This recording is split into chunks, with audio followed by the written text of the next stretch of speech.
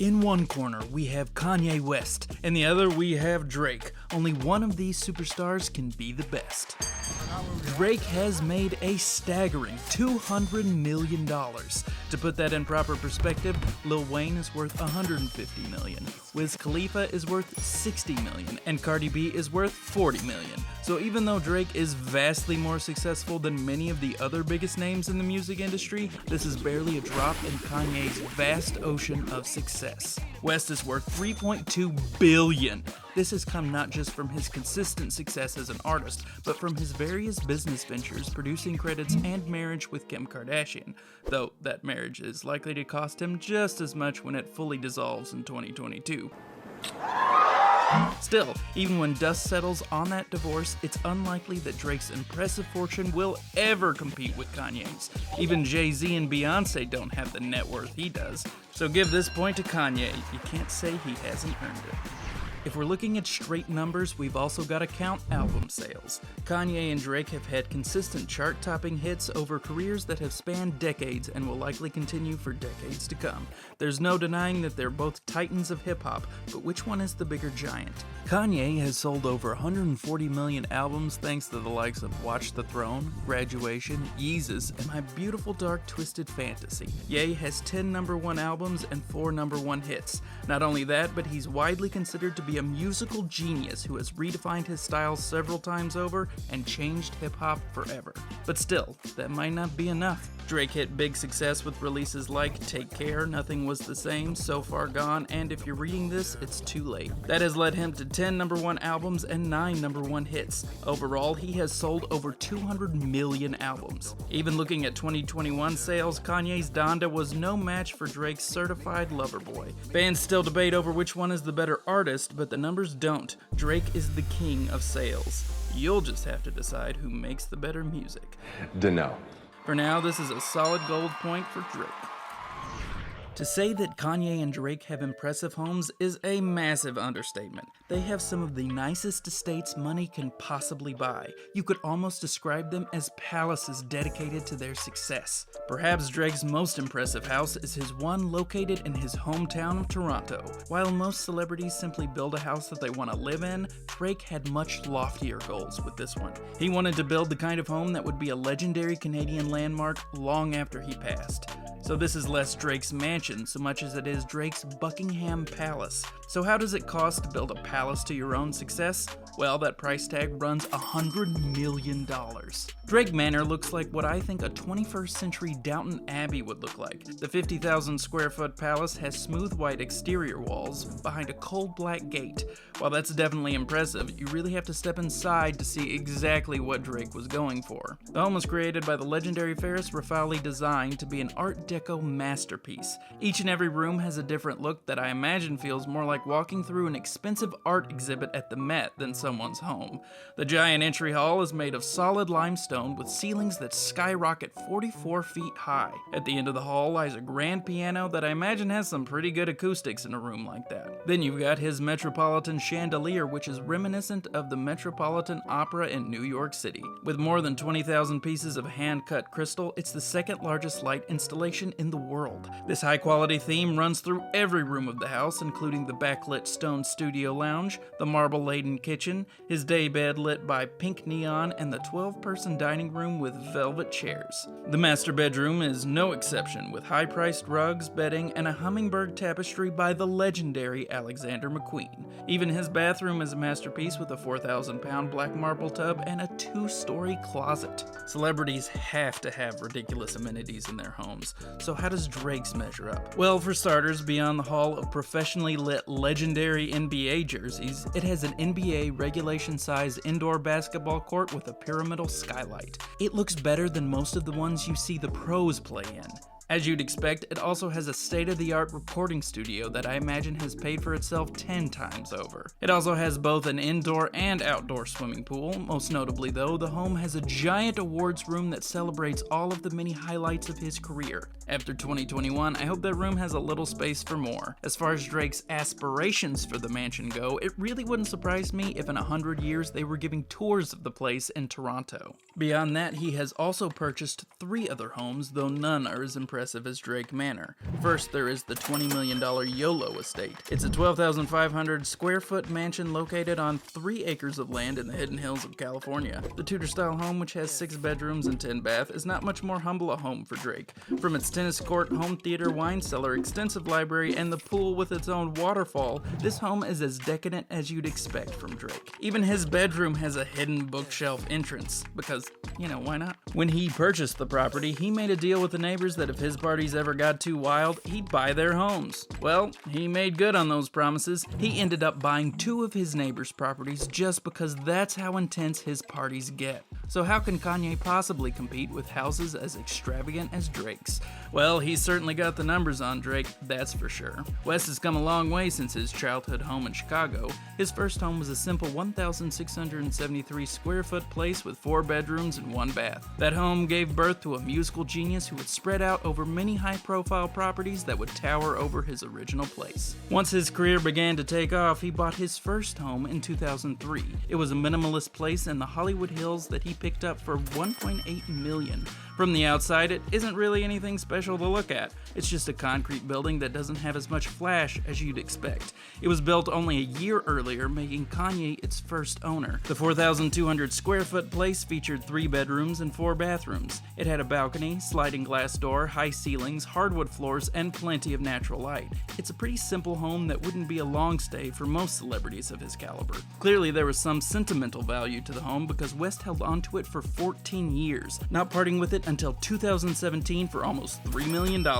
Perhaps something about the home inspired West because he created some of his best music while living there. Of course, rumor has it that part of the reason for keeping it was for Kim Kardashian to store her overflow clothing. So for a few years, it seems like this place was a $3 million closet. During his wild single days, this wasn't his only home. He also had a bachelor pad in Soho. When his album dropped in 2004, The College Dropout, he moved into this 1,500 square foot space. In 2006, he ended up buying the place next door for $1.2 million. He hired Italian architect Claudio Silvestrin to combine both spaces and serve West's minimalist aesthetic that he's known for in his homes. Eventually, it became a 2,400 square foot place with decor supposedly inspired by his Yeezy Season 2 clothing line. The place was lined with windows offering a ton of natural light. Then there's its compact kitchen with fine appliances, a stone kitchen island, and pearwood cabinets. Continuing with the basics, it had 2 spacious bedrooms and 1.5 bath, one with heated tile floors. This is the home where he met Kim, so this bachelor pad had to be sold for $3 million in May of 2018. This led to a whole new era for the married Kardashian Wests. Once upon a time, Kim and Kanye built quite the empire together, before a hurricane named Pete Davidson blew it all down. What were your other boyfriends like? Before it goes down for good, there's still some time to look back at the Kardashian West glory days, and the enormous homes that housed their empire. That leads us to their legendary Bel Air mansion. Yeah. In January of 2013, not long after Kim's pregnancy was announced, they purchased this enormous 9,000 square foot home for $9 million.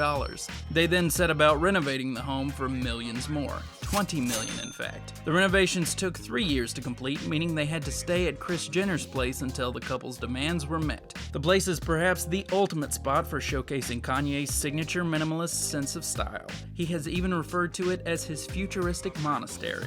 Apparently, he thinks that monasteries are just vast white rooms with very little in them. It has an open floor plan, and by open, I mean open. Seriously, I bet you there's even an echo. The place featured 6 bedrooms and 8 bathrooms that were perfect for their growing family. Bathtub fits all of our kids. Outside, it had an outdoor covered dining table in the patio.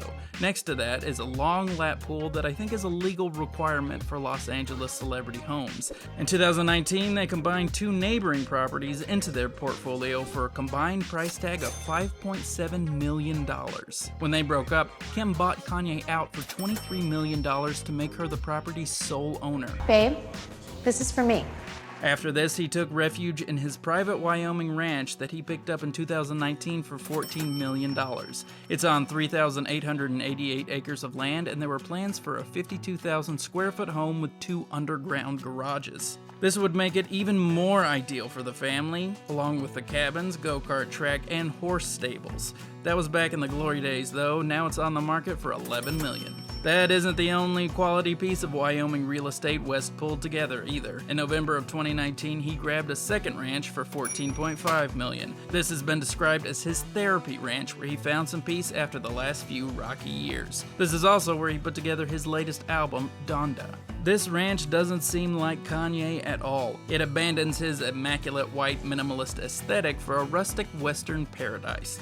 The main house is called The Lodge at Bald Ridge. It has 5 cabins and 4 bathrooms for the entire family. If that's not enough, it has 3 smaller cabins as well. The locale has access to horse riding, skiing, hiking, rock climbing, and fishing. Apparently, even those 2 ranches are just not enough for Ye. He's also got a $2.2 million Los Angeles ranch that he's used for his church Sunday service. This hideout apparently wasn't enough either, because he recently erected bizarre walls around the main buildings. That is, before he was forced to tear them down because he was caught building without a permit. He then made headlines for purchasing a new mansion in Los Angeles for $57.3 million. It's a 3,665 square foot concrete bunker style home with 3 levels. The lower level features a trio of bathrooms, the middle level is the living space, and the top level is reserved for the master bedroom. Most importantly though, all 3 floors have epic views of the rushing ocean merely feet away. Nowadays, it seems like Kanye is looking to tear everything down in order to rebuild his life post-Kim. In December of 2021, he vowed to make himself homeless by turning all of his homes into churches that anyone could visit. Of course, Kanye's idea of a church is different from most people's. He envisions that they'll be orphanages that act as artist communes where food will be readily available 24/7. I'm not entirely sure what that means, but I guess we'll find out soon enough. Even if Kanye wasn't giving up his homes in order to become what might be the first ever billionaire monk, this would be a tight contest. I think we might have to split this one up. First, which one has the nicest home? Drake has real estate aspirations that few could ever compete with.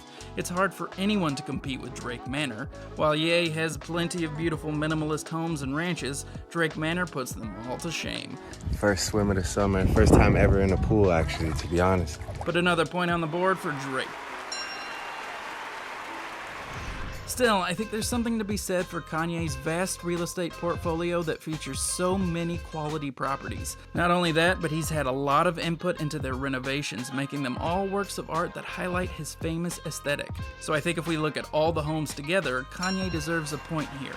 It's going to be a tight competition. Why don't we settle this Fast and Furious style and have their rides race this tiebreaker out? It shouldn't surprise you to find out that both buy from the biggest brands in the world. First of all, Kanye has an appropriately wild garage. If there's one brand that's clearly Kanye's favorite, it's Lamborghini. He's bought 3 Lambos, including a $241,000 Lamborghini Gallardo, a $417,000 Lamborghini Aventador, and a $218,000 Lamborghini Urus. He's also got a thing for Mercedes and Porsche. There's his $179,000 Porsche Panamera Turbo, a $200,000 Porsche 991 Carrera. Even more impressive are his $2 million Mercedes-Benz SLR McLaren Sterling Moss and his $3 million Mercedes-Benz SLR McLaren. His $316,000 Aston Martin DBS might not match the rest, but if you take one look at this ride, you'll see why he had to pick it up. While those are all certainly impressive, I'm more partial to his $1.7 million Bugatti Veyron. I mean, it's the car I would buy right now if I was a famous billionaire. We've also gotta talk about his $412,000 Maybach 57S. This gorgeous supercar can hit a top speed of 155 miles per hour. I would normally say this is a pretty awesome addition, but he and Jay-Z angered a lot of car people by cutting this one up for his Otis music video. Unforgivable. Drake's garage could go toe-to-toe with the best of them. His collection includes a $1.1 million Ferrari LaFerrari and a $550,000 Lamborghini Aventador Roadster. He can hang with Ye's Mercedes too, with his $1.5 million Mercedes Maybach S600 Pullman and his $3 million Mercedes-Benz SLR McLaren. He's not much of a Porsche guy, but he does love Rolls-Royce. with his $300,000 Rolls-Royce Wraith and his $330,000 Mansory Rolls-Royce Phantom. And you know how much I love the Bugatti Veyron. Drake actually nudges out Kanye's with a $2.2 million Bugatti Veyron Sang Noir. Finally, we've got his $349,000 McLaren 67.5 LT, which I'll put next to Kanye's Maybach. It has a 205 miles per hour top speed, which narrowly passes the Maybach. Add to that the fact that Drake got some serious bonus points for not sawing his in half. While Drake and Kanye compete in several areas, including enduring star power and real estate ambition, this tiebreaker has a clear winner. Drake flies into first place to take the win.